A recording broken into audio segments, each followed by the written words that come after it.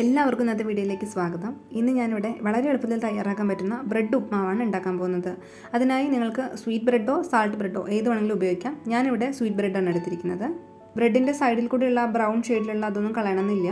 ഞാൻ വെറുതെ ഒന്ന് പിച്ചിട്ടിട്ടുണ്ട്. അതിനുശേഷം അതൊരു മിക്സിയുടെ ജാറിലേക്ക് മാറ്റിയിട്ട് ഒന്ന് പൾസ് ചെയ്തെടുക്കുക ചെയ്തിട്ടുള്ളൂ. ഒരുപാട് പൊടിയാക്കണ്ട.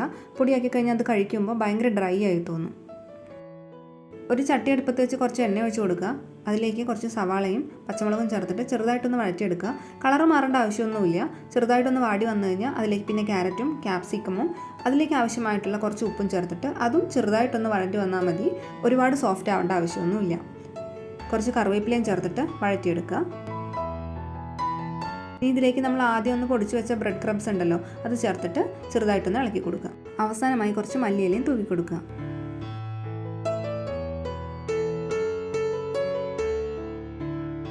വളരെ പെട്ടെന്ന് 5 മിനിറ്റ് കൊണ്ടൊക്കെ റെഡിയാക്കി എടുക്കാൻ പറ്റിയ ഈസിയും ടേസ്റ്റി ആയിട്ടുള്ളൊരു റെസിപ്പിയാണ് ബ്രെഡ് ഉപ്മാവ് എന്ന് പറയുന്നത്.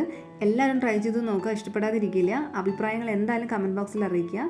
അടുത്ത വീഡിയോയിൽ വേറൊരു റെസിപ്പിയുമായിട്ട് വരാം. എല്ലാവർക്കും നന്ദി.